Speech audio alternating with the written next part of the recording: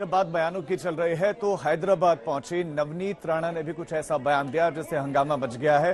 दरअसल अकबरुद्दीन ओवैसी ने 15 साल पहले एक बयान दिया था जहां पर 15 मिनट को तक जो है पुलिस हटाने की वो बात करते हैं और अब नवनीत राणा ने इसे आगे बढ़ाते हुए 15 सेकंड पुलिस हटा दो तो दोनों ओवैसी भाइयों का कौन कहां से आया और कहां गए पता नहीं चलेगा। इस बयान के बाद से हंगामा मचा हुआ है।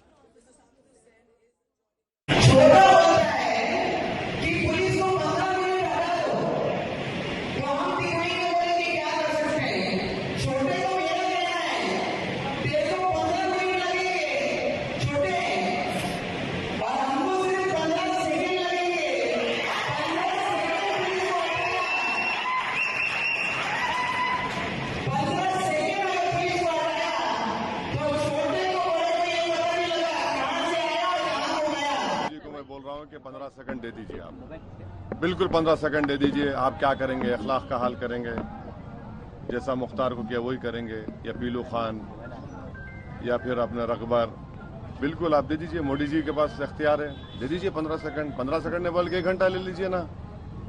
हम भी देखना चाह रहे हैं कि आप में कितनी इंसानियत अभी बाकी है या नहीं है। करिए, कौन डर रहा है? तो नवनीत राणा के बयान के बाद विवाद शुरू हो गया। वार आरोप प्रत्यारोप का दौर भी लगातार जारी है। नवनीत राणा ने आखिर कहा क्या है और उसके बाद क्या उनकी तरफ से जवाब दिया गया है, जरा सुनिए। माधवीलता जी जिस तरीके से शेरनी बनकर एक खानदानी परंपरा के सीट पर लड़ रही है और कांग्रेस भी एक डमी कैंडिडेट देते हैं एमआईएम को सपोर्ट करने के लिए, जिस तरीके से वो काम कर रहे हैं, मुझे लगता है अपने घर में तो कुत्ता भी शेर होता है, दूसरे के यहाँ से लड़के ओवैसी जी ने देखना चाहिए कि असली ताकत क्या होती है। अरे छोड़िए ना, पहले अपनी सीट बचाओ बोलिए उनको, अपनी सीट बचाओ बोलिए। शेर है, शेर शेर ही होता, शेर जहां भी जाओ शेर होता है। और इस मामले पर और भी मुखरता के साथ सामने आई हैं माधवीलता। आज तक ने उनसे बातचीत की। जब भी एक स्त्री बात करती है एक मात्र स्वरूप से ही बात करती है।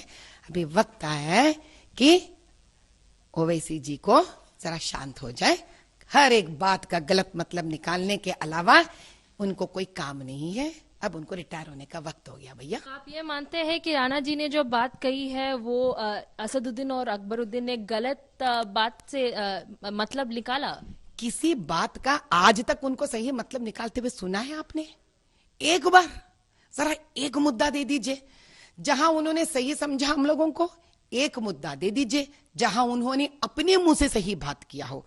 जो इंसान इंस्टेंट ट्रिपल तलाक हमारे मोदी भाई औरतों के, हमारे मुस्लिम बहनों का आंसू पोंछने के लिए देते हैं, उसको नकारने वाला पुरुष असदुद्दीन और अकबरुद्दीन स्त्री के विरोधी है। वो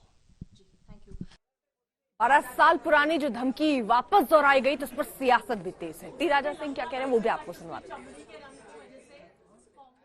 नवनीत जी की बात पर हम सहमत है और उन्होंने सही कहा है कि भाई तुम 15 मिनट क्या हमें 15 सेकंड दे दे, तुम्हारी औकात क्या हम बता देंगे।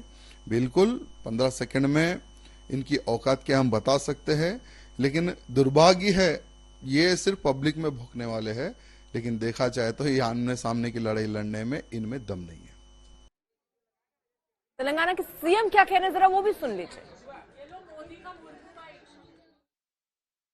जब वोट नहीं मिल रहा है तो ये ऐसे कंट्रोवर्सीज के ले आकर वोट लेने के लिए कोशिश कर रहे हैं। यहाँ के लोग बहुत समझदार है, होशियार भी है। ऐसे कंट्रोवर्सीज में हम लोग कोई पढ़ते नहीं, वोट मिलते नहीं उन लोगों को। वोट के लिए सब सारे ड्रामा कर रहे हैं। ड्रामा बंद करो बोल के मैं एक ही बात कह सकता हूँ बीजेपी नेता लोगों को। अच्छा देखिए, ये भी कितनी अचरज की बात है कि जब अकबरुद्दीन ओवैसी ऐसा बयान देते हैं तो उस समय कोई बात नहीं, लेकिन अब एआईएमआईएम की तरफ से ही ये सवाल उठने लग गए हैं कि इस पर चुनाव आयोग को संज्ञान लेना चाहिए। हम तो चाहेंगे कि इलेक्शन कमिश्नर इस बात का संज्ञान ले और इस तरह का नफरत फैलाना जो चाहते हैं उनको रोका जाए। ये सांप्रदायिक तनाव फैलाने की कोशिश की जा रही है देश के अंदर। बस बीजेपी का एक ही काम, मुसलमानों को गाली दो, मुसलमानों के खिलाफ नफरत पैदा करो और उनके वोट हासिल करो। तो इस बात का हम पूरी तरह खंडन करते हैं। इस तरह की बयानबाजी बिल्कुल ही गलत है। चुनाव आयोग से गुजारिश करूंगा कि अगर दोनों स्टेटमेंट को परखा जाए, देखा जाए, उसकी जांच की जाए और अगर ये नफरत फैलाने वाले स्टेटमेंट को की वजह से उन पे कार्रवाई की जाए, जो भी कार्रवाई इलेक्शन कमीशन उचित ठहरे। लेकिन मैं नहीं समझता कि इलेक्शन कमीशन कुछ करेगा कि जिस तरह से चुनाव आयोग का गठन मोदी जी ने किया है, तो कुछ भी आप बात करिए, इलेक्शन कमीशन अगर सत्ता पक्ष ने की है, अगर मोदी की बात से कोई बात हुई है, तो चुनाव आयोग चुप्पी बैठा रहता है। लेकिन विपक्ष कुछ करे तो उसको पूरी ताकत से उसके खिलाफ लड़ते हैं।